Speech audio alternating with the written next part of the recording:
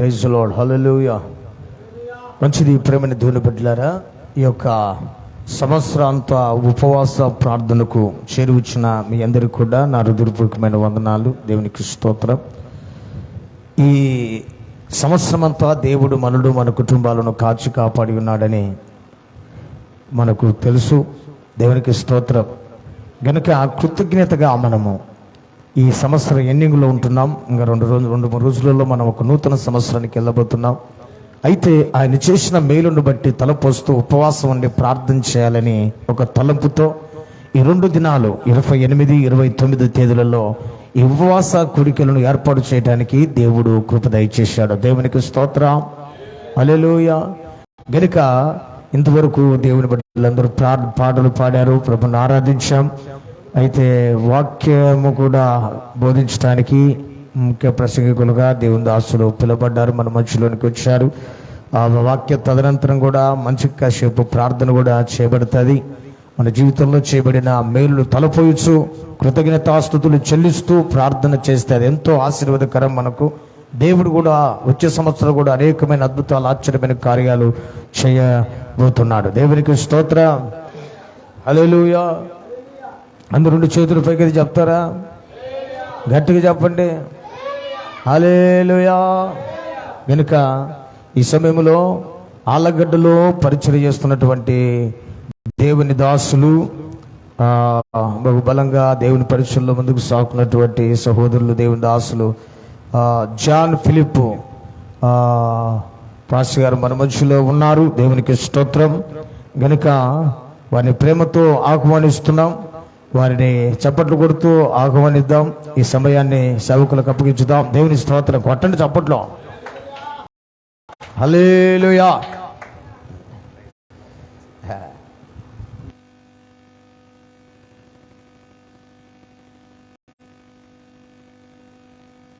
స్తోత్రం. మంచిది. సమయాన్ని పాస్టర్ గారికి అప్పగిస్తున్నాను. Praise lord. దేవుని పరిశుద్ధ నామమునకు మహిమ కలుగునుగాక. హల్లెలూయా. హల్లెలూయా. దేవుని ఘనమైన నామమునకు మహిమ కలుగునుగాక. ఉపవాస ప్రార్థనలు అంటే సంతోషంగా ఉండాలా, బలహీనంగా ఉండాలమ్మా? ఆమేన్. హల్లెలూయా. హల్లెలూయా. ఉపవాస ప్రార్థనలు అంటే సంతోషంగానే ఉండాలి. సంవత్సరాంతపు ఉపవాస ప్రార్థనలు ప్రాముఖ్యంగా నాకు తెలిసి మందిరాలలో ఎందుకు పెట్టుకుంటారంటే,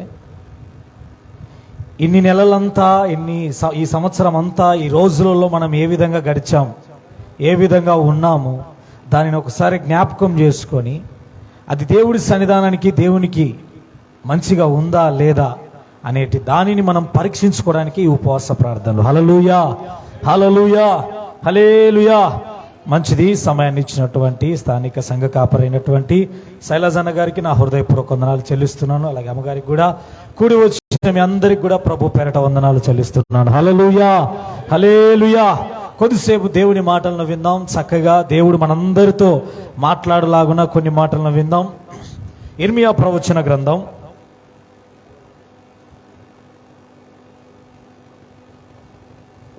'అందరు జాగ్రత్తగా గమనించాలి. ఇర్మియా ప్రవచన గ్రంథం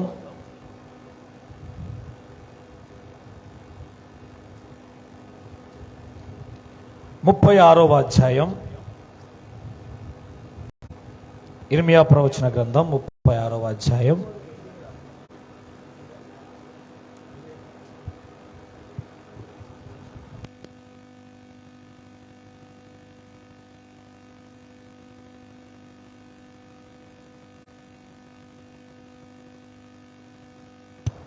praise the lord. Hallelujah. Hallelujah. అందరు జాగ్రత్తగా గమనించాలి. కొద్దిసేపు దేవుని మాటలు విందాం. దేవుడు మనందరితో మాట్లాడలాగున ఈ ఉపవాస ప్రార్థనలో దేవుడు మనందరితో నిజంగా మాట్లాడతాననుకున్న వారు 2 చేతులు ఎత్తి స్తోత్రాలు చెల్లిస్తారా? హల్లెలూయా. హల్లెలూయా. సరే, మంచిది. ఇర్మియా ప్రవచన గ్రంథం 36వ అధ్యాయం 23, 24 వచనాలు చదువుకుందాం. ఇర్మియా ప్రవచన గ్రంథం 36వ అధ్యాయం 23, 24వ వచనం. యహూది 3-4 పుటలు చదివిన తరువాత రాజు చాకుతో దాన్ని కోసి కుంపటిలో వేయగా ఆ కుంపటిలోనున్న అగ్ని చేత అది బొత్తిగా కాలిపోయెను గాని రాజైనను ఈ మాటలన్నిటినీ వినిన అతని సేవకులలో ఎవరైనను భయపడలేదు, తమ బట్టలు చింపుకొనలేదు. దేవుడి వాక్యం దీవించునుగాక. ఆమేన్. చిన్న ప్రార్థన.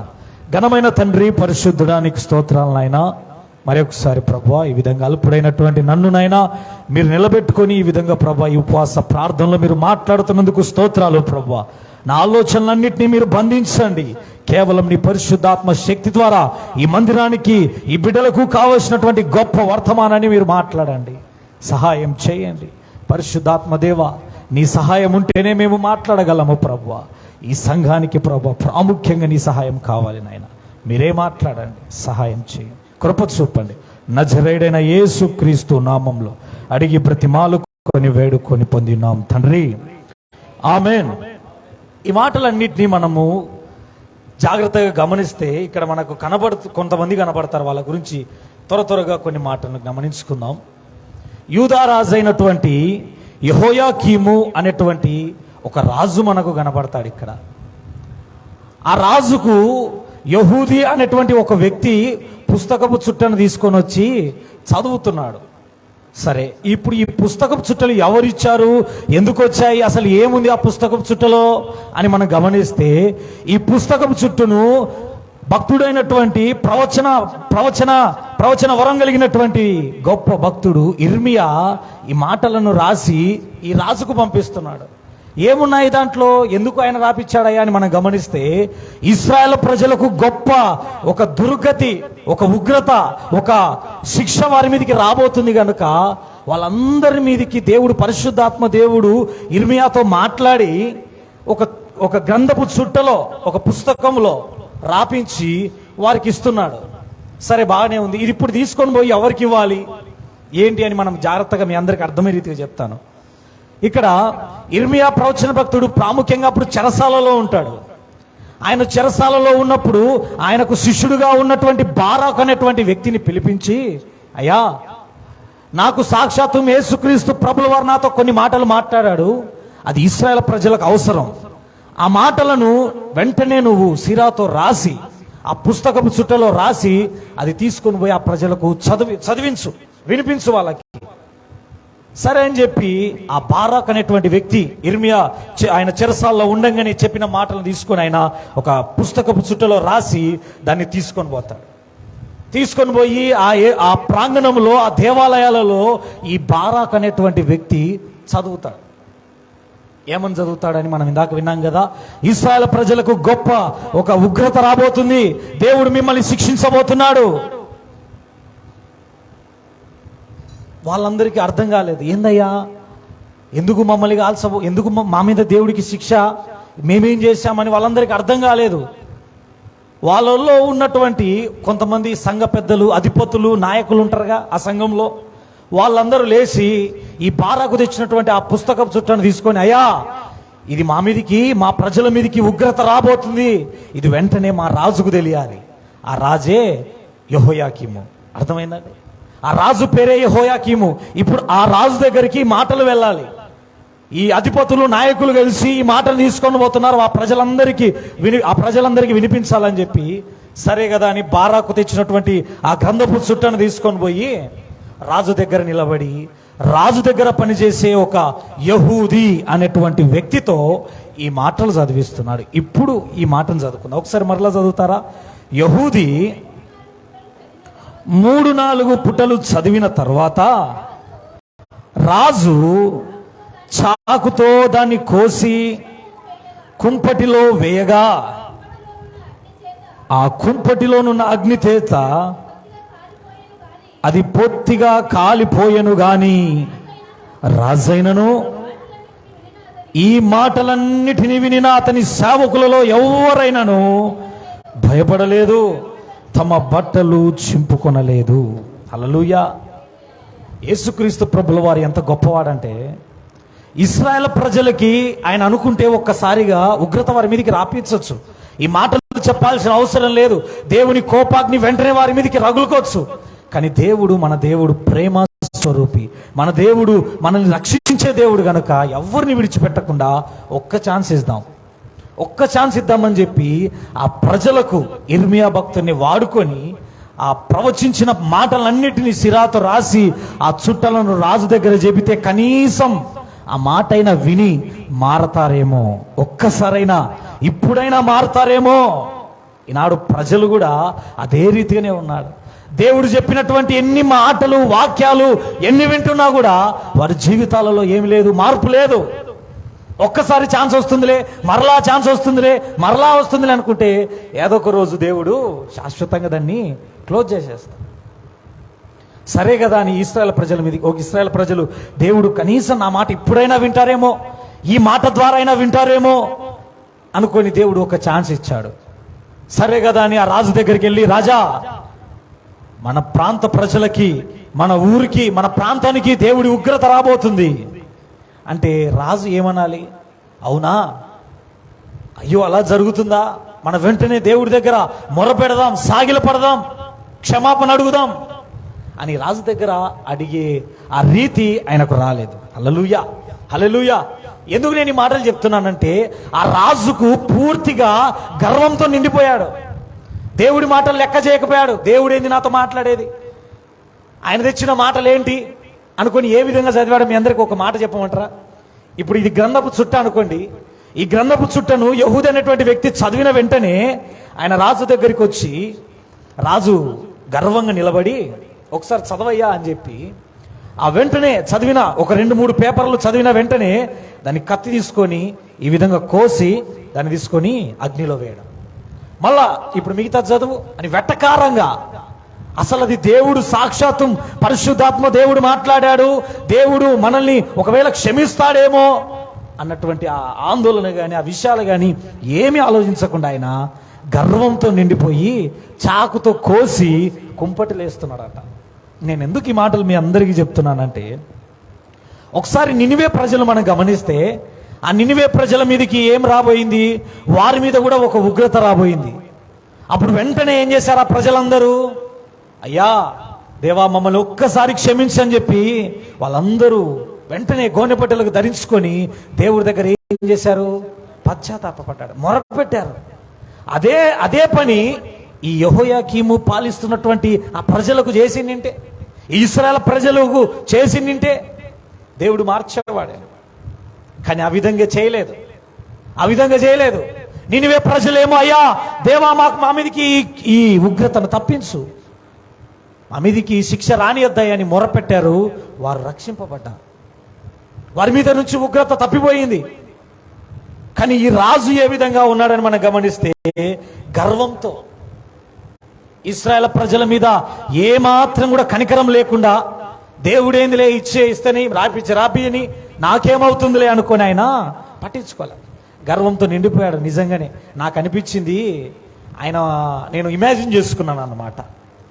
కత్తి తీసుకొని ఈ విధంగా కోయడము. ఇప్పుడు చదువు ఆ మాటలు, మీరు ఇర్మియా ప్రవచన గ్రంథంలో 36వ అధ్యాయంలో మొదటి నుంచి చదివితే మీకు అర్థమవుతాయి కొన్ని ఆ మాటలు.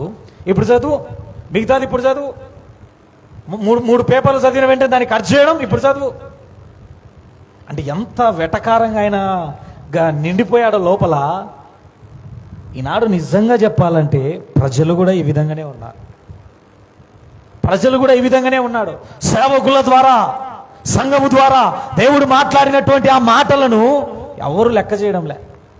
ప్రయాసపడుతూ ఎన్నో సువార్తలు చేసుకుంటూ వీధుల గుండా, ఎన్నో ప్రాంతాల గుండా చేస్తున్నా ఎవరు పట్టించుకోవడంలే. ఎందుకు? దేవుని భయం, దేవుని ఉగ్రత, ఒకవేళ దేవుడు మాకు ఒకవేళ ఆయన రాకడ వస్తుంది అనే భయాలు ఎవ్వరికి లేవు. వచ్చినప్పుడు చూసుకుందాంలే, అది వచ్చినప్పుడు పోయి నీళ్ళలో మునుగుదాంలే, ఆ విధంగా అయిపోయింది. అదే విధంగానే ఇశ్రాయేల్ ప్రజల మీదకి కూడా దేవుడు ఒక ఛాన్స్ ఇచ్చాడు. అయ్యా, ఏమన్నా మారతారా మీరు? ఒక్కసారి నా వైపు చూసి మీరు మారండి అయ్యా, మీకోసమే ఇది నేను మీకు ఒక గ్రంథపు చుట్టలాగా తీసుకొని వచ్చి మాట్లాడిస్తున్నాను. ఎవరు మారలే. రాజే మారలేదు, మొట్టమొదటి ప్రజలే మారతారు. రాజు మారితేనే ప్రజలకు చెప్తాడు, అయ్యా మీరు దేవుని శిక్ష నా మీదికి మన మీదికి రాబోతుంది, మనం మారాలి, మనం దేవుడి దగ్గర క్షమాపణ పొందాలి అని చెబితే ప్రజలు వింటారు. కానీ రాజే గర్వంతో ఎక్కడ వింటారు? వినరు. సరే, ఇప్పుడు ఇవన్నీ బాగానే ఉన్నాయి. ఆయన ఆ అగ్నిలో వేస్తున్నప్పుడు అవన్నీ కూడా కాలిపోతున్నాయి. ఇప్పుడు నా అంశం వచ్చేసి మీ అందరికీ అర్థమైతే చెప్పమంటారా? వేటిని మనం కాల్చాలి. హల్లెలూయా, హల్లెలూయా. వేటిని మనం కాల్చాలి. ఈ యెహోయాకీము అనేటువంటి రాజు ఏం కాలుస్తున్నాడు? దేవుడు ఇచ్చినటువంటి ఆ మాటలు, దేవుడు పలికినటువంటి ఆ సాక్షాత్తు పరిశుద్ధాత్మ దేవుడు మాట్లాడినటువంటి గొప్ప మాటలు కాలుస్తున్నాడు. ఇప్పుడు కొద్దిసేపు రాజును పక్కన పెట్టి మన గురించి ఆలోచించుకో. మనం ఏం కాలుస్తున్నాం? దేవుని వాక్యాన్ని వింటూ వాటిని మరలా మర్చిపోయి కాల్చుకుంటూ మనము లోకంలో పడిపోతున్నామా? ఆ రాజు ఏ విధంగా అయితే గర్వంతో నిండి చేశాడో అదే రీతిగా గర్వంతోనే ఉండి మనం కూడా అట్లా చేస్తున్నామా? అందుకే దేవుడు ఈ ఉపవాస ప్రార్థనలో మనందరితో మాట్లాడుతున్నాడు. హల్లెలూయా, హల్లెలూయా. ఈ ఉపవాస ప్రార్థనలో దేవుడు నీతో మాట్లాడుతున్న మాట మీ అందరికీ ఇంకొక ఆశ్చర్యకరమైన విషయం చెప్పమంటారా? ఇవన్నీ చదివే రోజు, వాళ్ళందరూ దేవాలయంలో కూడుకున్న రోజు కూడా ఏ రోజు అంట? ఉపవాస దినమే. హల్లెలూయా, హల్లెలూయా. ఉపవాస దినములోనే ఎవరు? యెహూది అనేటువంటి వ్యక్తి తీసుకొని వచ్చి చదువుతున్నాడు. ఉపవాస దినమే. నిజంగా గొప్పగా నేను వెంటనే బైబిల్ చదువుకుంటున్నప్పుడు, ప్రభువా అన్ని ఉపవాస ప్రార్థనల గురించి అందరికీ తెలుసు, వాక్యాలు అన్నీ తెలుసు కదా, ఏం మాట్లాడాలి నాయన, ఏం మాట్లాడాలి ప్రభువా అని చెప్పినప్పటి నుంచి 2 రోజుల నుంచి ప్రార్థనలో ఉండి నేను ప్రార్థిస్తున్నప్పుడు నాకు ఒకటే గుర్తొచ్చింది. నిజంగా ఈ సంవత్సరం అంతా నా మాటలను విని ఎంతమంది నడుచుకుంటున్నారు? ఒకవేళ నడుచుకున్నా అది నిజంగా వాళ్ళ జీవితాలలో అది ఎక్కడికి కాలిపోయాయా లేదా? ఇప్పుడు కాలిపోయింది, బూడిదైపోయింది, మరలా వస్తుందా? రాదు. అదే కాలిపోకుండా అది అట్టే పెట్టుకొని దాచిపెట్టుకుందాంలే దీన్ని కొన్ని రోజులు అనుకుంటే దాన్ని ఎప్పుడైనా మళ్ళా చూడొచ్చు. కాల్చివేయబడితే నీ జీవితంలో మరలా అది తిరిగి రాదు. హల్లెలూయా, హల్లెలూయా. పాపపు జీవితం కాల్చివేయబడితే తిరిగి రాదు. పాపపు ఆలోచనలు నీలో కాల్చివేయబడితే తిరిగి రాదు. పాపము నీలో నుంచి కాల్చివేయబడితే మరెన్నటికీ నీలోకి రాదు. హల్లెలూయా, హల్లెలూయా. మనం నిజంగా వేటిని కాలుస్తున్నాం ఆలోచించుకుందాం. ఈ సంవత్సరాంతములలో నువ్వు దేనిని కాల్చావు? ఇన్ని రోజులు ఈ క్షణమైన దేన్ని కాల్చావు? దేవుని మాటలను కాలుస్తున్నావా? దేవుని వాక్యాన్ని వింటూ నువ్వు మరలా లోకంలో పడిపోయి దేవుని మాటలు నువ్వు కాలుస్తున్నావేమో ఒకసారి జ్ఞాపకం చేసుకో. హల్లెలూయా, హల్లెలూయా. నిజంగా ఈ యెహోయాకీముకి ఈ విధంగా చెప్తున్నప్పుడు ప్రపంచంలో కూడా నాకు తెలిసినంత వరకు చాలామంది, కొంతమంది ప్రజలు నేను విన్నా, చూసా, చదివా కొన్ని బుక్కులలో. చాలామంది ఈ బైబిల్ను లేకుండా చేద్దాం, బైబిల్ని కాల్చేద్దాము అనుకున్న వాళ్ళు చాలామంది ఉన్నారు. అవునా? వాళ్ళందరూ ఏమైపోయారు? లాస్ట్కి వాళ్ళే కాలిపోవడమా లేదా వాళ్ళే బైబిల్ని చేత పట్టుకుని తిరగడమా అయింది. హల్లెలూయా, హల్లెలూయా. నిజంగా గొప్ప మాట ఏంటంటే, ఆనాడు ఒక చిన్న ఎగ్జాంపుల్ చెప్తాను మీకు. వాల్తేర్ అనేటువంటి ఒక తత్వవేత్త, ఆయన జీవితంలో ఒక మాట చెప్పాడంట ప్రజలకి. అయ్యా ప్రజలారా, ఇంకొక 100 సంవత్సరాలలో బైబిల్ అనేది మీ దగ్గర ఉండదు, 100 సంవత్సరాలు ఇంకా బైబిల్ మీకు కనపడదు అని ఒక మాట చెప్పాడంట. సరే, సరేలే అందరూ ఏం పట్టించుకోలే, ఏదోలే వినే వాళ్ళు విన్నారు, వినని వాళ్ళు వినలేదు. 100 సంవత్సరాల్లో బైబిల్ కనపడదని అన్నాడు, బాగానే ఉంది. 50 సంవత్సరాలు గడిచిపోయాయి, ఈయనకు మరణం వచ్చింది, చనిపోయాడు. ఇంకొక 50 సంవత్సరాలు ఉంది. 50 సంవత్సరాల్లో బైబిల్ అనేది అంతమైపోవాలి, ఈయన మాట ప్రకారం కనబడకూడదు. కానీ ఇప్పుడు ఏం జరిగిందంటే, ఈయన ఏ మాట అయితే చెప్పాడో బైబిల్ ఇంకా కనబడదు, అది ఉండదు అని చెప్పాడో, అదే నోటి నుంచి పలికినటువంటి వాల్తేర్ అనేటువంటి ఆ వ్యక్తి ఇంట్లోనే ఏం చేశాడు తెలుసా? దేవుడు ఆయన ఇంట్లో, ఆయన చనిపోయినాక ఇంకా ఆ ఇల్లు మొత్తం పెద్దదనమాట, ఆ ఇంట్లో ఎవరు లేరు ప్రజలు. ఆ ఇంటిని ఒక ప్రింటింగ్ మిషన్ లాగా వాడుకొని ఆ ఇంట్లోనే గ్రంథాలయం, బైబిల్ అని పెట్టి ఒక గ్రంథాలయం లాగా వాడుకున్నాడు. హల్లెలూయా, హల్లెలూయా. ఏ మాట అయితే 100 సంవత్సరాల బైబిల్ ఉండదని ఆయన శపథం చేశాడో, అదే ఇంట్లోనే దేవుడు ఆయన బైబిల్ను పెట్టుకొని మొత్తానికి అందరికీ సేల్స్ అయ్యేలాగా చేశాడంట. ఇంత గొప్ప మాట నేను చాలా అనుకున్నప్పుడు, మనుషులు అనుకోవడం కాదు, దేవుని మాటలే అగ్ని వంటివి, అలాంటిది ఆ అగ్నిని తీసుకొని అగ్నిలో పోయి మరలా ఆ మాటలే కాలిస్తాయి. కాలిపోతాయా? కాలిపో. ఆయన మాటలు అగ్ని వంటివి. హల్లెలూయా. ఆయన మాటలు శక్తివంతమైనవి. ఆయన మాటలలో జీవం ఉంది. ఆయన మాటలలో గొప్ప శక్తి ఉంది. మనమందరం నమ్మాలి. హల్లెలూయా. ఇవన్నీ తెలియక ప్రజలందరూ చించి ఏముందిలే దీన్ని అనుకుంటారు. దాంట్లో ఉన్న విలువ, ఆ బైబిల్లో ఉన్నటువంటి ఆ అర్థము మనకు తెలిస్తే దాన్ని ముట్టుకోవాలన్నా భయపడతారు. ఈ విధంగా ఆయన జీవితంలో కూడా గొప్ప ఎంతోమంది ఈ విధంగా చాలా మంది ఉన్నారు. బైబిల్ లేకుండా చేస్తాం, బైబిల్ని కాల్ చేస్తాం, మీ మతాలు ఇంకా రాకూడదు అని అన్న వాళ్ళందరూ కూడా మాయమైపోయారు, కొట్టుకొని పోతున్నారు. కానీ బైబిల్ మాత్రం నేటికి శాశ్వతంగానే ఉంది. హల్లెలూయా. ఏమైనా ఒక్క మాటన్న మారాయా? దాంట్లో మారలేదు. ఎవరు ఎంతమంది చెప్పుకున్నా ఏమన్నా ఒక అధ్యాయం తీసేశారా? లేదు. ఎవరి వల్ల కాదు అది. కనుక మనమైన ఈ క్షణం ఈ మాటలు వింటున్నటువంటి మనమందరం కూడా, లైవ్లో వింటున్నటువంటి మనం కూడా గమనించాల్సిన మాట, ఇన్ని రోజులు ఈ సంవత్సరం అంతా మనము దేవునికి ఇష్టమైనటివి నువ్వు చేయకుండా లోకానికి ఇష్టమైనటివి నువ్వు చేస్తూ దేవుని మాటను, దేవుని వాక్యాన్ని నువ్వు కాల్చావేమో. ఒక్కసారి జ్ఞాపకం చేసుకొని పరీక్షించుకొని దేవుడి దగ్గర నువ్వు మొరపెడితే, నినివే ప్రజలు మొరపెట్టినట్టు నువ్వు దేవుడి దగ్గర మొరపెడితే దేవుడు నిన్ను రక్షిస్తాడు. హల్లెలూయా. హల్లెలూయా. దేవుడు నిన్ను రక్షిస్తాడు. ఆ ప్రజలకు, ఆ ఇశ్రాయేలు ప్రజలందరూ ఎవరు వినలేదు. ఇంకా రాజే వినప్పుడు ఎవరు వినలేదు. ఆ విధంగా అయిపోయింది. మన బైబిల్లో ఇంకొక సందర్భం చూద్దాం. ఇదే మాటను మీరు జాగ్రత్తగా జ్ఞాపకం ఉంచుకోండి. ఇంకొక కొత్త నిబంధనలో మనం గమనిస్తే, పౌలు ఎఫెసు పట్టణానికి వెళ్ళినప్పుడు, అపోస్తలుడైనటువంటి పౌలు ఎఫెసు పట్టణానికి వెళ్ళినప్పుడు ఆ ప్రాంతం గుండా నడుచుకుంటూ వెళ్ళిపోయి ఆయన ఒక చోట నిలబడి ఆయన శిష్యులుగా తయారు చేసుకొని ఆ శిష్యులకు పరిశుద్ధాత్మ గురించి వాళ్ళందరికీ చెప్పి వాళ్ళందరూ పరిశుద్ధాత్మ పొందుకొని అందరూ కూడా శిష్యులుగా తయారు చేసి ఆయన ముందుకు వెళ్ళిపోతున్నాడు. ఆ ఎఫెసు పట్టణంలోనే, ఆ ఎఫెసు పట్టణంలో ఆయన అక్కడ బోధించిన తర్వాత, శిష్యులను తయారు చేసిన తర్వాత, తురన్నా అనేటువంటి ఆ ప్రాంతం, తురన్నా అనేటువంటి ఒక పట్టణం, అక్కడ ఆయన ఒక బైబిల్ కాలేజ్ అనుకోండి, ఒక మాటలో చెప్పాలంటే బైబిల్ కాలేజ్ లాగా పెట్టి 2 సంవత్సరాలు అక్కడ ఉండి ఆయన సువార్తను ప్రకటించాడు, బైబిల్ని బోధించాడు, ప్రజలందరికీ శిష్యులుగా తయారు చేశాడు. సరే, ఇదంతా బాగానే ఉంది. ఆ పట్టణాన్ని, ఎఫెసు పట్టణంలో ఎవరున్నారయ్యా అని ఇంకొక మాటగా మనం గమనిస్తే, మాంత్రికులు, ఎన్నో విగ్రహారాధన చేసేవాళ్ళు, చదువుకున్న వాళ్ళే, మాంత్రిక శక్తులు తెలిసిన వాళ్ళు, ఎన్నో మంత్ర తంత్రాలు తెలిసిన వాళ్ళు ఈ ఎఫెసు పట్టణంలో ఉన్నారు. ఇదంతా పౌలు గారు చూశారు. పౌలు చూసి ఏమీ అనలా, వాళ్ళతో ఎవరితో మాట్లాడలా, వాళ్ళతో ఎవరితో దగ్గరికి వెళ్ళి ఏమీ మాట్లాడలా. ఆయన కేవలం సువార్తను ప్రకటించుకుంటూ వెళ్ళిపోతున్నాడు.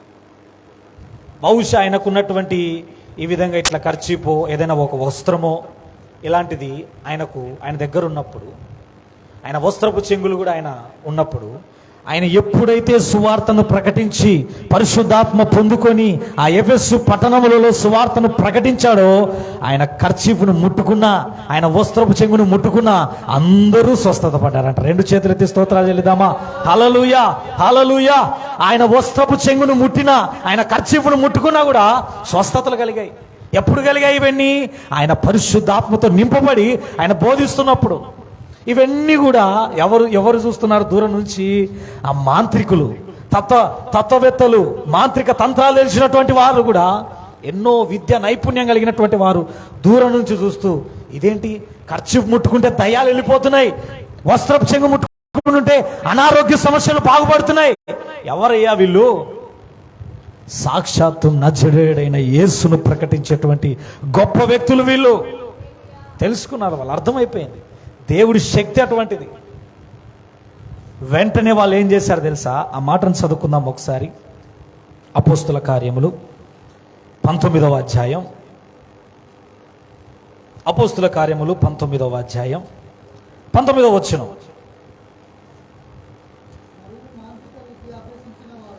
మరియు మాంత్రిక విద్య అభ్యసించిన వారు అనేకులు తమ పుస్తకములు తెచ్చి అందరి ఎదుట వాటిని కాల్చివేసి, ఒకసారి బిగ్గరగా చప్పట్లు కొట్టండి. హల్లెలూయా. హల్లెలూయా. అనేక మంది చూస్తుండగా వాళ్ళకున్నటువంటి మంత్ర తంత్రాల పుస్తకాలు అవన్నీ తీసుకొని వచ్చి ఏం చేశారంట? కాల్చివేశారు. ఇప్పుడు యెహోయాకీం ఏం చేశాడు? దేవుని మాటను కాల్చివేశారు. వీళ్ళు ఏం చేస్తున్నారు? కొత్త నిబంధనలో మంత్ర తంత్రాలు కలిగినటువంటి ఆ పుస్తకాలను కాల్చివేస్తున్నారు. కింద ఆ మాట చదువుదాం ఇంకోటి. వారు లెక్క చూడగా వాటి వెల 70,000 వెండి రూకలాయను. హల్లెలూయా, హల్లెలూయా. నాకు ఇవన్నీ చదువుకుంటున్నప్పుడు లోపల ఒక ఏమంటారంటే, అసలు అది ఆ మాట చదువుకున్న వెంటనే ఈ మాట చదువుకోగానే, ప్రభువా అసలు నీ కార్యాలంటే ఇవే కదా నాయనా అని అనిపించింది నాకు నిజంగా. అపోస్తలుడైన పౌలు గారు అప్పుడు వాళ్ళకి పరిశుద్ధాత్మ లేదా ఏందయ్యా అని మనం గమనిస్తే కాదు, కానీ ఇప్పుడు పరిశుద్ధాత్మ దేవుడు అపోస్తలుడైన పౌలు వాడుకొని ఆ పట్టణం అందరూ రక్షింపబడి స్వస్థతలు పడి వాళ్ళందరూ కూడా బాగుపడుతున్నప్పుడు, ఏ ప్రజలైతే మంత్ర తంత్రాలు కలిగినటువంటి వాళ్ళు, మంత్రాలను నమ్ముకున్నటువంటి వారు, విగ్రహారాధన చేసే వాళ్ళందరూ కూడా చూస్తూ, అమ్మో ఈయననే నిజమైన దేవుడు, ఈయనే నిజమైన దేవుడు, ఈయన తప్ప ఇంకెవ్వరు లేరు, మంత్రతంత్రాలు లేవు, ఇవన్నీ ఒట్టివే అని వాళ్ళందరూ తీసుకొని వచ్చి అగ్నిలో వేసి అవన్నీ కాల్చేశారు. కానీ మనం ఏం చేస్తున్నాం? ఇప్పుడు మన దగ్గరకు ఒకసారి ఆలోచిద్దాం. మన దగ్గరికి వద్దాం. వెంటనే వాక్యం రెండంచులుగా ఖడ్గం కాబట్టి ఒకసారి అట్ట గుచ్చుకున్న వెంటనే మళ్ళీ ఇటు సైడ్ మనమే గుచ్చుకోవాలి, అర్థం చేసుకోవాలి దాన్ని. అక్కడ వెంటనే అక్కడ కూర్చుకుందంటే ఇది నాకు కాదులే అనుకుంటారు. సరే, మళ్ళీ ఇంకొక సైడ్ క్వశ్చన్ ఉంటుంది, అది తీసుకొచ్చి మనమే పొడుచుకోవాలి. అర్థం కావాలి, అది నీకే వాక్యం, దేవుడు నాతోనే మాట్లాడుతున్నాడు అనుకోవాలి మనం. నా కోసమే ఈ ఉపవాస ప్రార్థనలో దేవుడు నాలో ఉన్నటువంటి పాపపు మలినాలను, నాలో ఉన్నటువంటి పాపపు క్రియలు, దోష క్రియలు, ఆచారాల సంబంధమైనటువంటి విగ్రహారాధన సంబంధమైనటువంటి వాటన్నిటినీ కూడా కాల్చివేయాలని దేవుడు ఇవన్నీ నీకోసమే మాట్లాడుతున్నాడు. హల్లెలూయా, హల్లెలూయా. ఇవన్నీ మనలో కాల్చివేయలేకపోతున్నాం. అందుకే సంవత్సరాలు పోతున్నాయి, కానీ మనలో ఏ మార్పులు లేవు, ఏ మార్పులు లేవు. కాల్చివేయబడాలి. హల్లెలూయా, హల్లెలూయా. ఈ విధంగా అపోస్తలుడైన పౌలు గారు ఆయన ప్రకటిస్తున్నప్పుడు, ఆయన సువార్త చేస్తున్నప్పుడు వాళ్ళు దేన్ని తీసుకొని వచ్చి కాల్చారు? మంత్రతంత్రాలు తీసుకొని వచ్చి కాల్చారు. కానీ యెహోయాకీం ఏం చేశాడు? దేవుని మాటలను కాల్చేస్తున్నాడు. ఇంకా మనం గమనిస్తే మనం మరలా అదే వాక్యంలోకి వస్తే ఒకసారి ఇర్మియా ప్రవచన గ్రంథం 36వ అధ్యాయం 24వ వచనం ఒకసారి చదువుదాం. ఇర్మియా ప్రవచన గ్రంథం 36వ అధ్యాయం 24వ వచనం మరలా ఒకసారి చదువుదాం. ఆ మాట, రాజైనను ఈ మాటలన్నిటినీ వినిన అతని సేవకులలో ఎవరైనను భయపడలేదు, తమ బట్టలు చింపుకొనలేదు. ఈ మాట ఒకసారి జాగ్రత్తగా వినండి అందరూ. తమ బట్టలు చింపుకొనలేదు.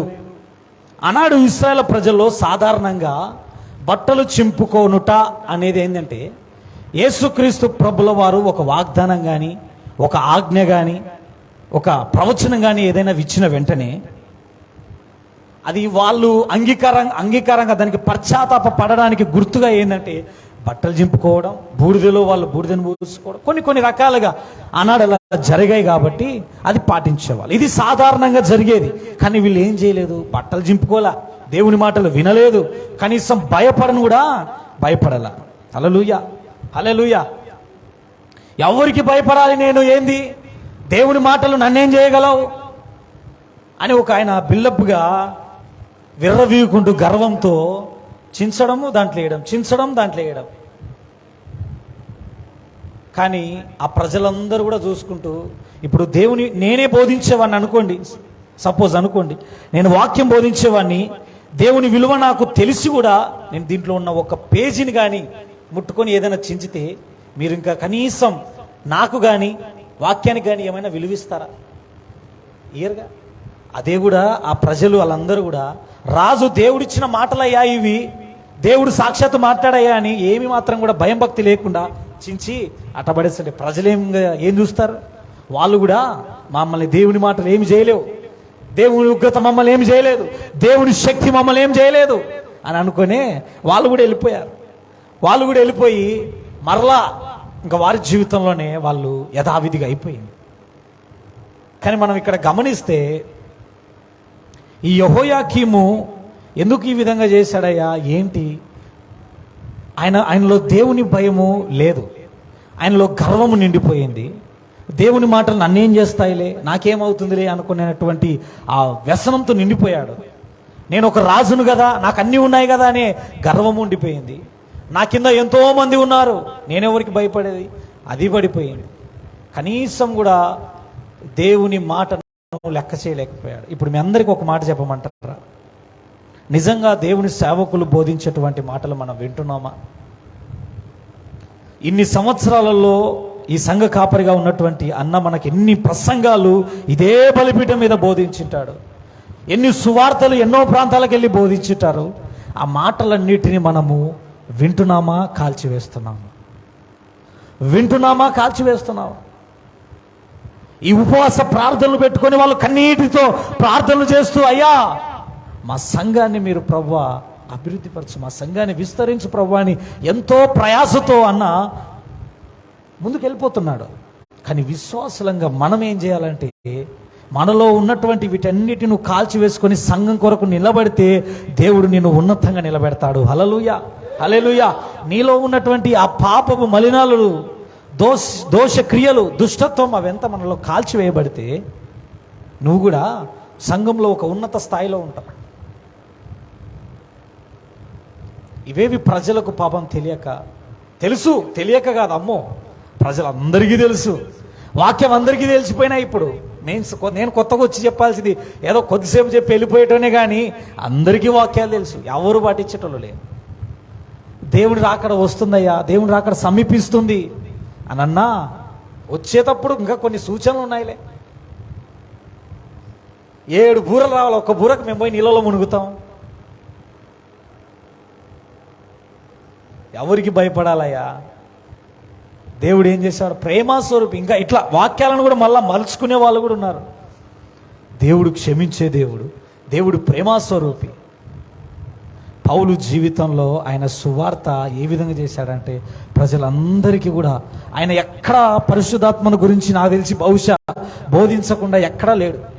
ఏ సువార్తలోకి వెళ్ళినా పరిశుద్ధాత్మ నింపబడే, పరిశుద్ధాత్మ గురించి బోధించే వస్తాడు. హల్లెలూయా, హల్లెలూయా.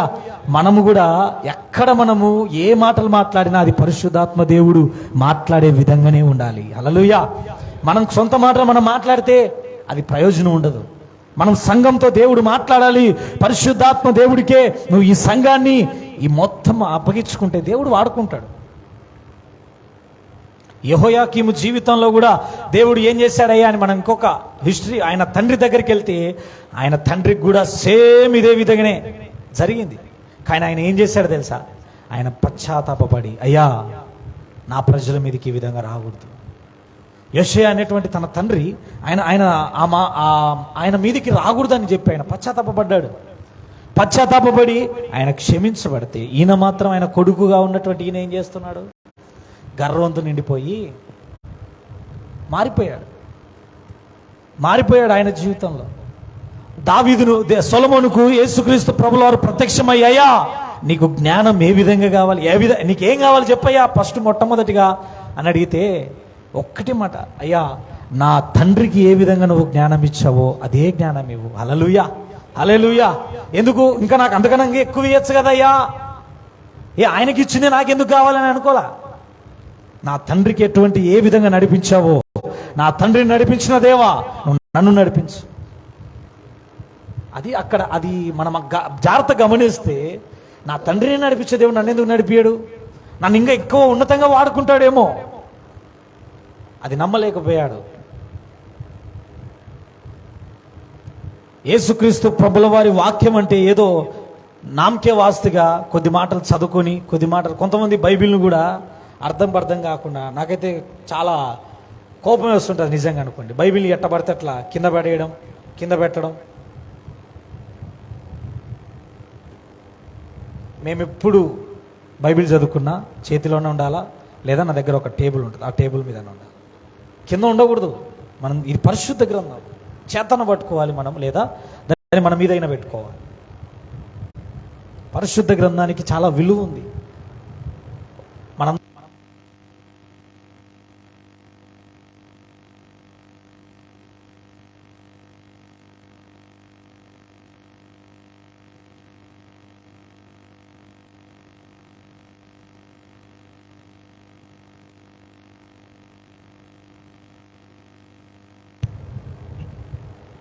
సత్యం లేని వాటికే వాళ్ళంత భయభక్తులు కలిగి, ఎంతో భయము కలిగి వాళ్ళు చదువుకుంటే,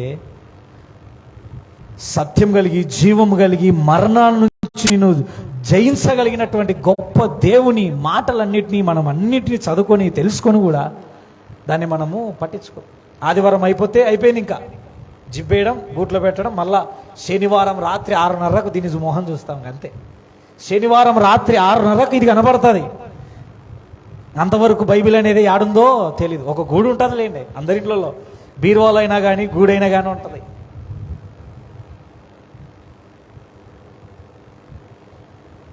పరిశుద్ధ గ్రంథానికి విలువ లేకపోయింది వాళ్ళకి. ఈనాడు అన్యస్తులకు కూడా, ప్రజలకు ఎంతోమంది సేవకులు ఎక్కువైపోయారు, ఎంతోమంది దేవుని వాక్యాలు బోధిస్తున్నారు. వాళ్ళకే అర్థం కాలే. మనకు అర్థం కాకపోయినప్పటికీ వాళ్ళకు కూడా అర్థం కాదు. ఏదయ్యా ఎక్కడ చూసినా కూడా వీళ్ళే అయిపోయినారు. కానీ మన బాధ వాళ్ళకి అర్థం కావడంలే. అందరూ రక్షింపబడాలా, అందరూ దేవుని రాజ్యంలో ప్రవేశించాలా, అందరూ యేసుక్రీస్తు ప్రభుల వారిని నమ్మాలి, ఎవరిని విడిచిపెట్టకూడదు అనేది సేవకుల బాధ. ఏదో వస్తుందో, ఎవరో ఏదో ఇస్తారని ఎవరు ఆశించి సువార్తలకు బోరు. దేవుని ఆత్మ ఒక్కటే రక్షింపబడినా చాలు. హల్లెలూయా, హల్లెలూయా. నేను ప్రతిసారి ఎప్పుడు అన్న మెసేజ్ ఎప్పుడు వింటున్నా కూడా లైవ్లో, ప్రభువా ఈ వాక్యం ఎవరు వినకపోయినా పర్లేదు, ఒక్కరినా కూడా మారుతారు, అదే నేను నమ్ముతాను. హల్లెలూయా. ఒక్కరినా చాలు, ఎవరు వినకపోయినా చాలు. ఆ ఒక్కరే సాక్షిగా నిలబడతారు, దేవుడు సాక్ష్యం చెప్తాడు. హల్లెలూయా. నిజంగా మన జీవితాలలో ఇకనైనా ఈ క్షణమైనా మనం ఆలోచించుకుందాం. ఈ సంవత్సరం అంతట్లో నువ్వు ఎలా జీవించావో, ఎలా నడుచుకున్నావో, ఎలా ప్రవర్తించావో, ఏ విధంగా నువ్వు వాక్యం తెలిసినప్పటికీ కూడా నువ్వు ఏ విధంగా ఉన్నావో జ్ఞాపకం చేసుకొని ఈ ఉపవాస ప్రార్థనలో మనం అందరము శక్తిని పొందుకొని ఆ బలహీనమైనటువంటి వాటన్నిటినీ కాల్చివేసి దేవునిలో నువ్వు బలం పొందుకో, వాక్యంలో నువ్వు బలం పొందుకో. హల్లెలూయా, హల్లెలూయా. పాపం జీవితాన్ని మన నుంచి కొట్టివేసేద్దాం ఈ క్షణమే దేవుడి దగ్గర. పనికిరానటువంటి ఆలోచనలని, ఎన్ని రోజుల నుంచో పెండింగ్ పడిపోయినటువంటి నీ సమస్యలన్నిటినీ ఇప్పుడే దేవుడు వాటన్నిటినీ కాల్చివేస్తున్నాడు. నీ సన్నిధానంలో నువ్వు నమ్మితే ఇప్పుడు దేవుడికి నువ్వు అప్పచెప్పుకో. ప్రభువా నా దగ్గర ఈ సమస్య ఆగిపోయింది, ఇది ఇంతేంగా నా జీవితంలో అనుకుంటే దాన్ని దేవుడు శాశ్వతంగా తీసేయండి. దేవుడు నీకు మళ్ళా ఉన్నతంగా కొత్తది ఇస్తాడేమో. హల్లెలూయా. ఆగిపోయినది దేవుడు దాన్ని అక్కడ ఆపేశాడని నువ్వు బాధపడాల్సిన అవసరం లేదు. దేవుడు నీకు ఉన్నతంగా ఏదో ఇవ్వబోతున్నాడు. అనుకున్న దానికంటే అత్యధికంగా ఇచ్చే దేవుడు మన దేవుడు. ఇది పోయింది కదా, ఇంకోటి వస్తుంది దేవుడు. ఇది కాల్చివేయబడిందని ఆయన పశ్చాత్తాపం వల్ల ఎక్కడ వాళ్ళ మాంత్రికులు తెచ్చినటువంటి వాళ్ళ పుస్తకాల రేట్ ఎంత అంటే మనం గమనిస్తే 2 లక్షల రూపాయలంట. అక్కడ మనం ఇప్పుడిగిన ఈ లెక్కల ప్రకారం ఆలోచిస్తే 2 లక్షల రూపాయలైనటువంటి బుక్కుల్ని, పుస్తకాల్ని వాళ్ళు ఏం చేశారు? కాల్చేశారు. బైబిల్ని తగలేడదాంలే, కాలుద్దాంలే, చించేసుకుంటే ఏమైతుందిలే అని యెహోయాకీం అనుకున్నాడు. కానీ దేవుని మాటలు అగ్ని వంటివని మర్చిపోయి, ఆ మాటలు కాల్చివేయబడినవి కాలిపోవు, దాంట్లో శక్తి ఉందని మర్చిపోయి ఆయన నేనే కాలిపోతానని మర్చిపోయాడు. హల్లెలూయా. నేనే కాలిపోతానేమో అని మర్చిపోయాడు ఆయన జీవితంలో. కానీ లాస్ట్కి ఏం చేసుకున్నాడు అంటే, ఒకసారి ఆ మాట నిజంగా వాళ్ళ తండ్రి గురించి కూడా మనం నేర్చుకున్నాం కదా, ఆ మాట చదువుకుందాం. రెండవ రాజుల గ్రంథం 22వ అధ్యాయం 11వ వచనం.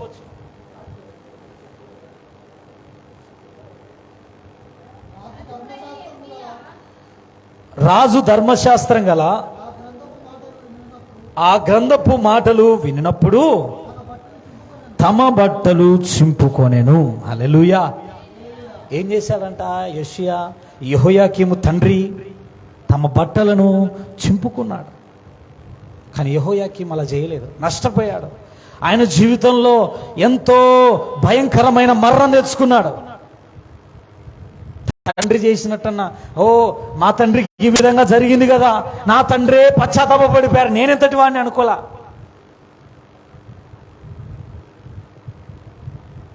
సమయం వచ్చింది కనుక ఆ మాట మాట్లాడుకుందాం. ఈనాడు తండ్రులు ఒక రకంగా ఉన్నా కుమారులు ఒక రకంగా అయిపోయారు, తల్లులు ఒక రకంగా ఉన్న కుమార్తెలు ఒక రకంగా అయిపోయారు. ఎందుకు ఈ మాట చెప్తున్నా అంటే, తల్లిదండ్రులు ఏమో మందిరానికి వెళ్తారు, పిల్లలు రారు. పిల్లల మందిరంలో ఉంటే తల్లిదండ్రులు ఉండరు. ఏమైపోయింది అంటే దేవుడు ఒక్కరికేనా? ఇంకా భర్త ఉంటే భార్య ఉండడు, భార్య ఉంటే భర్త ఉండదు. ఏమంటే ఆయన మా భార్య వెళ్ళిందిలే, మా భర్త వెళ్ళాడులే. మందిరాలలో కుటుంబ సమేతంగా ఉండాలి. కొర్నేలి జీవితంలో వాళ్ళందరూ ఏ విధంగా ప్రార్థన చేశారు? ఆయన ఒక్కడు చేసుకున్నాడా? కుటుంబ సమేతంగా అందరూ కూర్చోబెట్టుకొని ప్రార్థన చేస్తున్నాడు. మీరందరూ మరి కుటుంబంగా రావడానికి ఏమైంది? మందిరాలకు రాలేకపోతాం. మనమందరం ఈ మాటలన్నిటి మనకు తెలుసు కానీ జ్ఞాపకం చేసుకోలేదు. ఇవన్నీ జాగ్రత్తగా గమనించుకొని వేటిని కాల్చాలి ప్రభువా, ఈ క్షణమైన నువ్వు నాతోనే మాట్లాడావు తండ్రి. ఈ మాటలను బట్టి యెహోయాకీము గర్వంతో అయినా నీ మాటలనే కాల్చేశాడు ప్రభువా. నేను ఆ విధంగా ఉండను ఆయన, నీ వాక్యానుసారంగా నడుస్తా, నీ వాక్యంలో నేను ఉంటాను ప్రభువా. నువ్వు చెప్పినట్టే నేను నడుచుకుంటాను తండ్రి. నేను పశ్చాత్తాప పడితే, నినివే ప్రజలు పశ్చాత్తాపడినట్టు పడితే, ఈ సంవత్సరం అంతట్లో నువ్వు చేసినటువంటి ప్రతిదీ దేవుడు నీ జీవితంలో కొట్టివేయగలిగినటువంటి శక్తివంతుడు నా దేవుడు. హల్లెలూయా, హల్లెలూయా. నీ జీవితంలో కాల్చివేయబడినట్టువి కాల్చివేస్తేనే నువ్వు ముందుకెళ్తావు.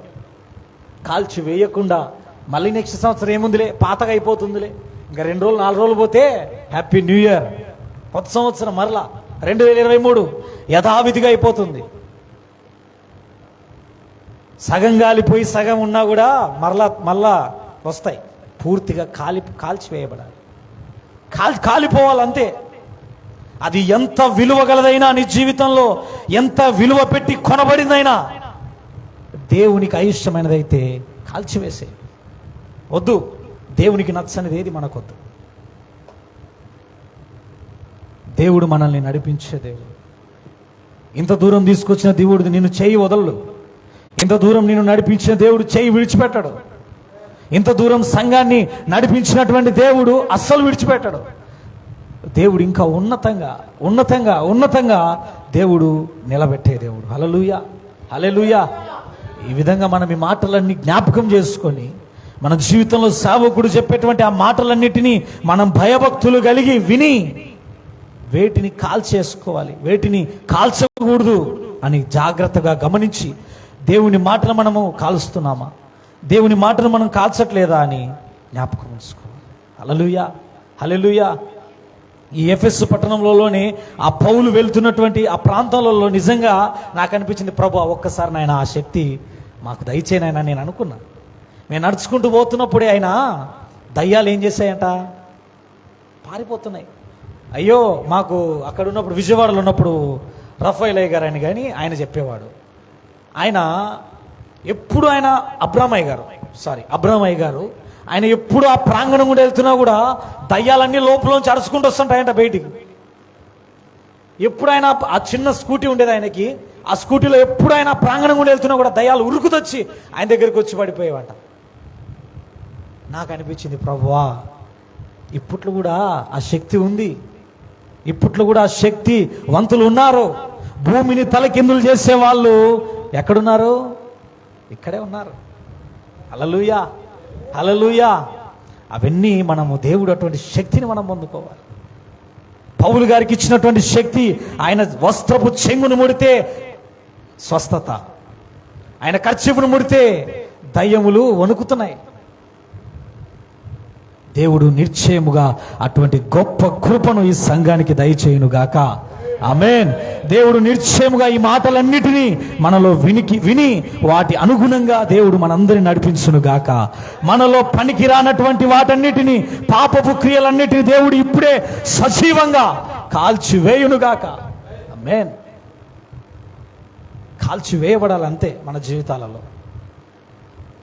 నా జీవితంలో సాక్ష్యం, నేను సాక్షిగా నిలబడాలి ప్రభు అని అనుకుంటే అంతే, ఇంకా నిలబడేసి కొద్దిగా నేను అటుండి కొద్దిగా ఇటుండి సగం గాలి చేసుకొని సగం ఉండనీలే, ఇది మంచి విలువ కలిగిన బుక్కు, ఇది ఎంతో నాకు కష్టపడితే వచ్చినటువంటి ఈ వ్యక్తి అని అనుకుంటే కాల్ చేసేసి అంతే.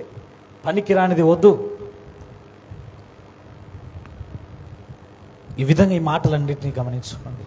యెహోయాకీములాగా మనము గర్వంతో దేవుడి మాటలు ఏముందిలే, రోజు వింటుంటాంలే, ఆదివారాలు మేము వినేటివేలే, మా అన్నగారు ఎప్పుడు చెప్పేవేలే ఈ మాటలల్లా, పాస్టర్ గారు ఎప్పుడు చెప్పే మాటలే, ఆదివారం అయితే మాకు రోజునే మాటలు ఇవేగా, రోజు చదివే మాటలు ఇవేగా అని అనుకోకుండా భయభక్తులు కలిగి దేవుడి సన్నిధానంలో ఈ సంవత్సరం అంతములో కనీసం ఇప్పుడైనా దేవుడు నీకు ఛాన్స్ ఇచ్చాడు అనుకొని, ఇశ్రాయేల్ ప్రజలకు ఏ విధంగా అయితే ఒక్క ఛాన్స్ ఇచ్చారో వాళ్ళు మారతారేమో, పశ్చాత్తాపడతారేమో అని దేవుడు వాళ్ళకి ఏ విధంగా అయితే ఆ ఒక్క ఛాన్స్ ఇచ్చాడో దేవుడు నీకు కూడా ఆ ఒక్క ఛాన్స్ ఇస్తున్నాడేమో.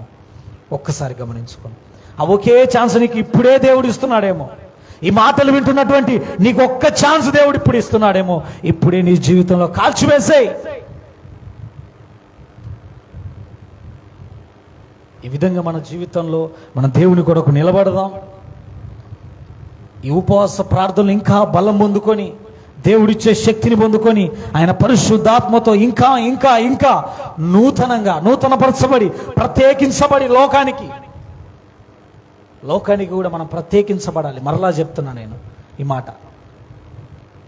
లోకస్తులకి మనము దేవునికి వేరుగా ఉండాలి. వాళ్ళకి మనం ఇంకొకటిలా కలిసిపోతే ఏం ప్రయోజనం ఉండదు. ఎవరో ఏదో అనుకుంటారు కదా, ఇట్లా ఉండకపోతే ఎట్లా అవుతుంది. మనకు మనమే దేవునికి సాక్షిగా నిలబడాలి. హల్లెలూయా, హల్లెలూయా.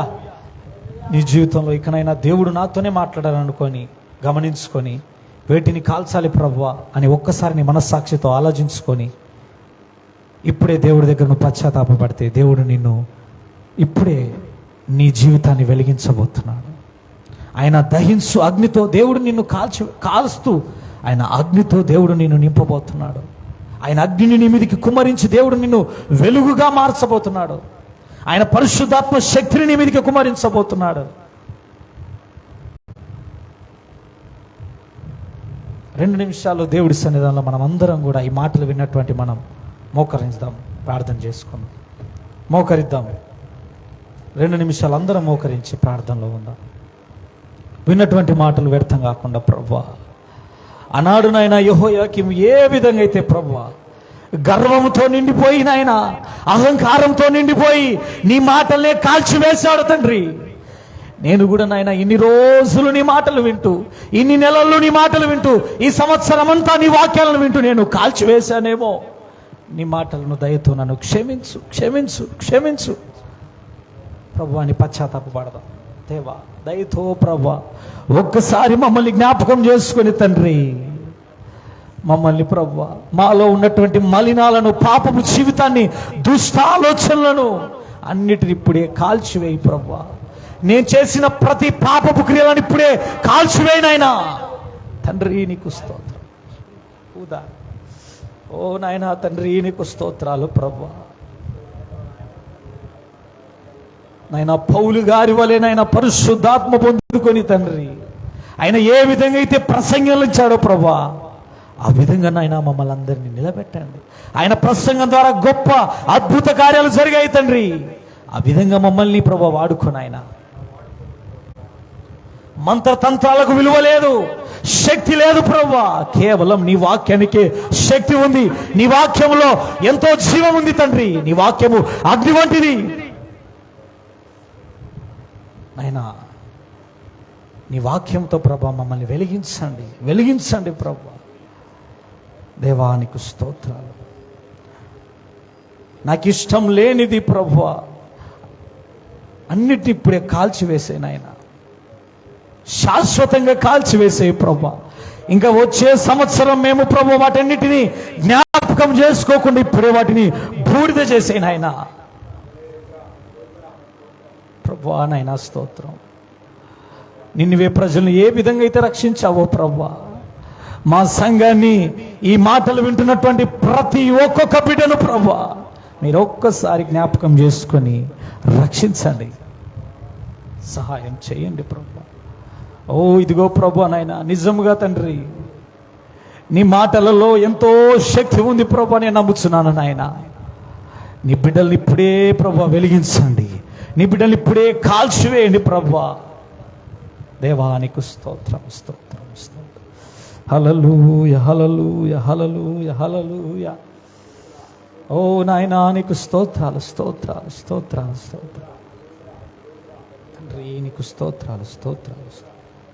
అందరూ ప్రార్థనలో ఉందాం. అందరము ఈ ఉపవాస ప్రార్థన దేవుడు మన కోసమే, నా కోసమే పెట్టాడు అనుకొని, దేవుడు నిన్నే, నీలో ఉన్నటువంటి వాటినే దేవుడు కాల్చివేయాలనుకుంటున్నాడు అనుకొని, దేవుడు నీలో ఉన్నటువంటి పాపపు స్వభావాన్ని, మలినము కానటువంటి స్వభావాన్ని దేవుడు కాల్చివేయాలనుకుంటున్నాడేమో. ప్రభువా, నన్ను కాల్చివేయు ప్రభువా. తండ్రి, నీకు స్తోత్రాలు, స్తోత్రాలు, స్తోత్రాలు నాయన. ఓ తండ్రి, నీకు స్తోత్రం, స్తోత్రం, స్తోత్రం, స్తోత్రం. హల్లెలూయా, హల్లెలూయా. 10,000లోన గుర్తించదగిన సుందరుడవు నీవు, అపరంజి పాదములు, అగ్ని నేత్రములు కలిగిన వాడవు. 10,000లోన గుర్తించదగిన సుందరుడవు నీవు, అపరంజి పాదములు, అగ్ని నేత్రములు కలిగిన వాడవు. ఉన్నతుడా, మహోన్నతుడా, నిన్ను ఆరాధించెదను. రక్షకుడా, ప్రభాకరుడా, నిన్ను ఆరాధించెదను. ఉన్నతుడా, మహోన్నతుడా, నిన్ను ఆరాధించెదను. ప్రభాకరుడా, నిన్ను ఆరాధించెదను. మహామహిమతో నిండినా కృపా సత్య సంపూర్ణుడా, ఇశ్రాయేలు స్తోత్రములపై ఆసీనుడా యేసయ్యా. నా స్తుతుల సింహాసనం నీ కోసమే యేసయ్యా. మహామహిమతో నిండి, అందరం పాడదాం. కృపా సత్య సంపూర్ణుడా, ఇశ్రాయేలు స్తోత్రములపై ఆసీనుడా యేసయ్యా. నా స్తుతుల సింహాసనం నీ కోసమే యేసయ్యా.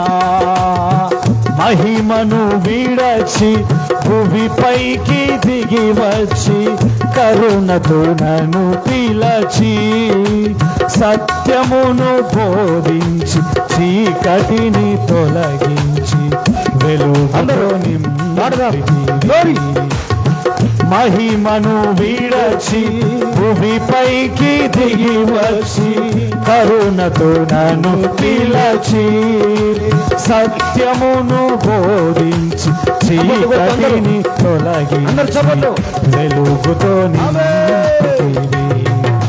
సదయుడవై నా పాదములు తొట్టిల్లనివ్వక, స్థిరపరచి నీ కృపలో నడిపించువాడవు. సదయుడవై నా పాదములు తొట్టిల్లనివ్వక, స్థిరపరచి నీ కృపలో నడిపించువాడవు. మహామహిమతో నిండిన కృపా సత్య సంపూర్ణుడా, ఇశ్రాయేలు స్తోత్రములపై ఆసీనుడా యేసయ్యా. నా స్తుతుల సింహాసనము నీ కోసమే యేసయ్యా.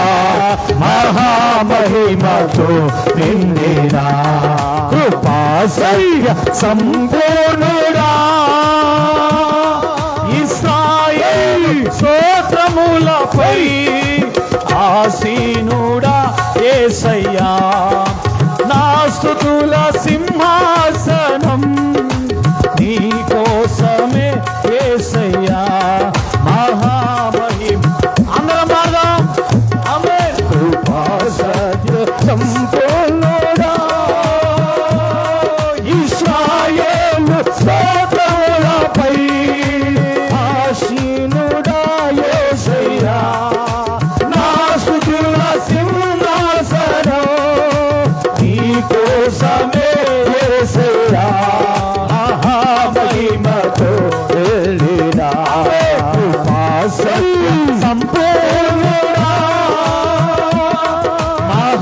మహిమతో నిండిన అందరం పాడదాం. సత్య సంపూర్ణుడా కరములు సాచి జలరాశులలో నుండి నన్ను లేవనెత్తితివి. క్షేమమును దయచేసి నన్ను వెంబడించి అనుదినం కాచితివి. కరములు సాచి జలరాశులను నుండి నన్ను లేవనెత్తితివి. క్షేమమును దయచేసి అనుదినము కాచితివి. అక్షయుడా ప్రేమను చూపి ఆదరించినావు. నిర్మలుడా బాహువు సాచి దీవించువాడవు. అక్షయుడా ప్రేమను చూపి ఆదరించినావు. నిర్మలుడా బాహువు చాపి దీవించువాడవు. మహాపరిమతో సత్య సంపూర్ణుడా ఇశ్రాయేలు క్షేత్రములపై ఆసీనుడా యేసయ్యా. నాసుదుల సింహాసనం నీ కోసమే యేసయ్యా. మహిమతో సత్య సంపూర్ణుడా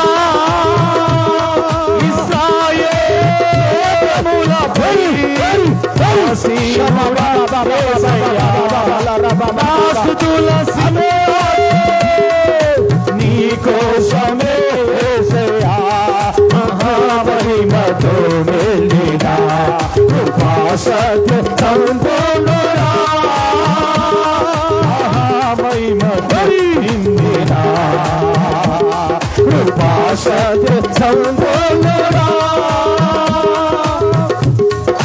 10,000లో గుర్తించదగిన సుందరుడవు నీవు.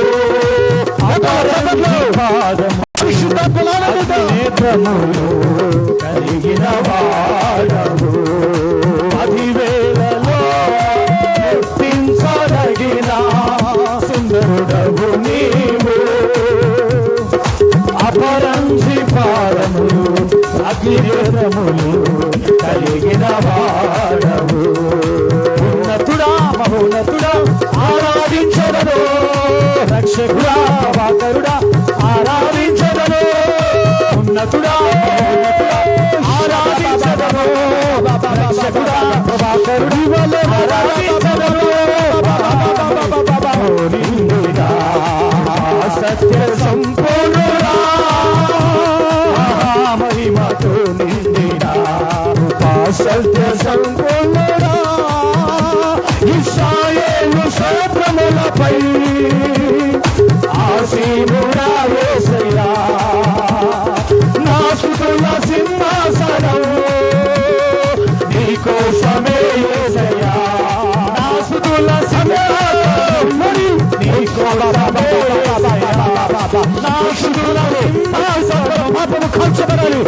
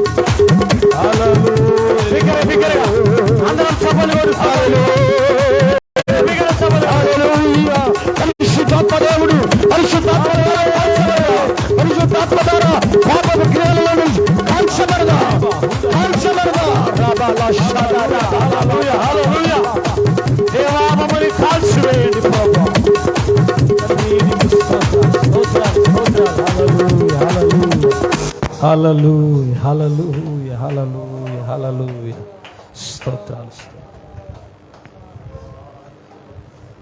ఘనమైన తండ్రి పరిశుద్ధుడా నీకు స్తోత్రాలు నాయనా. నీ ఉన్నతమైన ప్రశస్తమైన నామమునకు మరొకసారి స్తుతులు స్తోత్రములు రాజా. ఇంతవరకు నాయన నీ బిడ్డలతో మీరు మాట్లాడినటువంటి గొప్ప అగ్ని వంటి మాటలను బట్టి నీకు స్తోత్రాలు నాయన. నీ శక్తివంతమైనటువంటి మాటలను బట్టి నీకు స్తోత్రాలు ప్రభువా. నీవేనైనా మాట్లాడావు తండ్రి. నిజంగా మా జీవితాల్లో మేము వేటిని కాలుస్తున్నాము ప్రభువా? శక్తివంతమైన నీ మాటలను కాలుస్తున్నామా? పనికి రానటువంటి మాటలు కాలుస్తున్నామా తండ్రి? మేము ఇప్పుడే ప్రభువా, ఇప్పుడే తండ్రి జ్ఞాపకం చేసుకొని మాలో ప్రభువా నాయన ఏది మాకు పనికి రాదో, ఏది ప్రభు ఇది లోక సంబంధమైనదో, లోక ఆచారాలతో, లోక పద్ధతులతో, లోక వ్యసనాలతో ప్రభువా నిండి ఉందో, ఇప్పుడే ఇప్పుడే ఇప్పుడే మీ అగ్నితో కాల్చివేయి నాయన. ఇక్కడ ఉన్న ప్రతి ఒక్కొక్క బిడ్డని ఇప్పుడే ప్రభువా నాయన మీ శక్తితో వెలిగించండి. ఈ మందిరాన్ని ప్రభువా మీరు వెలిగించండి నాయన. మీ పరిశుద్ధాత్మ శక్తితోనే ప్రభువా నాయన మీ కార్యం జరిగించండి. విన్నటువంటి వాక్యము ప్రభువా దుష్టుడు ఏమాత్రం ఎత్తుకొని పోకుండా నాయన మంచి నేల మీద పడినటువంటి విత్తనాలలాగా 30 60 100 ప్రభువా ఈ సంఘంలో మా జీవితాలలో ప్రభువా మీరు ఫలింపును దయచేయండి. సహాయం చేయండి తండ్రి. కృప చూపండి నాయన. తండ్రి మరి ఒకసారి ప్రభువా నాయన ఈ విధంగా నాయన తండ్రి దేవా మేమేమి కాల్చుకోవాలని ఉపవాస ప్రార్థనలో మీరు మాతో మాట్లాడినందుకు స్తోత్రాలు నాయన. మా అందరినీ బలపరచండి, సహాయం చేయండి, కృప చూపండి నాయన. అల్పుడైనటువంటి నాకు ఇచ్చినటువంటి గొప్పతనతను బట్టి మీకు వేలాది స్తుతులు స్తోత్రాలు చెల్లిస్తూ ఇంకా ప్రభువనైనా నీ సేవలో బహుబలంగానైనా మమ్మల్ని వాడుకోమని, సహాయం చేయమని, కృప చూపమని కూడి వచ్చిన బిడ్డలందరినీ పేరు పేరున మీరు ఆశీర్వదించి దీవించి శక్తిని బలమును ఈ ఉపవాస ప్రార్థనల వారికి దయచేయమని మన ప్రభువును రక్షకుడనైన యేసు క్రీస్తు నామంలో అడిగి బ్రతిమాలుకొని వేడుకొని పొందినాం తండ్రి. ఆమేన్. ఆమేన్. హల్లెలూయా, హల్లెలూయా. మంచిది, కూర్చుందాం అందరం. మంచిది ప్రేమైన దేవుని బిడ్డలారా, చక్కటి వర్తమానము అందించినటువంటి ప్రియులు దేవుని దాసులు జాన్ ఫిలిప్ పాస్టర్ గారికి ప్రభు పేరట మా హృదయపూర్వక వందనాలు. సంఘ తరపున, మా కుటుంబం తరపున మంచి మాటలు, హెచ్చరిక మాటలు దేవుని దాసం ద్వారా దేవుడు మనతో మాట్లాడి ఉన్నాడు. దేవునికి స్తోత్రం. ఇంకా మీరు దేవుని పరిచయలో వాడబడాలని మా ప్రార్థన. మీరందరూ కూడా ప్రార్థన చేయండి. దేవుని దాసులు వివాహ విషయం కూడా ప్రార్థన చేయండి. దేవుని పరిచర్య కొరకు యోగ్యురాలను దేవుడు దయచేయనట్లుగా ఆయన చేయించిన పరిచర్య మీ అందరికీ తెలుసు కదా. ఆలగడ్డ ఎంవి నగర్ ఐపీసీ చర్చిలో పాస్టర్గా ఉంటూ అక్కడ దేవుని పరిచర్యలో ముందుకు సాగుతూ ఉన్నాడు. ఆ పరిచర్యలో ఇంకా ముందుకు వెళ్ళాలని మనందరూ కూడా ప్రార్థన చేద్దాం. దేవునికి స్తోత్రం. మరొకసారి మా హృదయపూర్వక వందనాలు తెలియపరుస్తున్నాం దేవుని దాసులకు. ప్రైజ్ లార్డ్, హల్లెలూయా. మంచిది, అందరూ లేచి నిలబడదాం.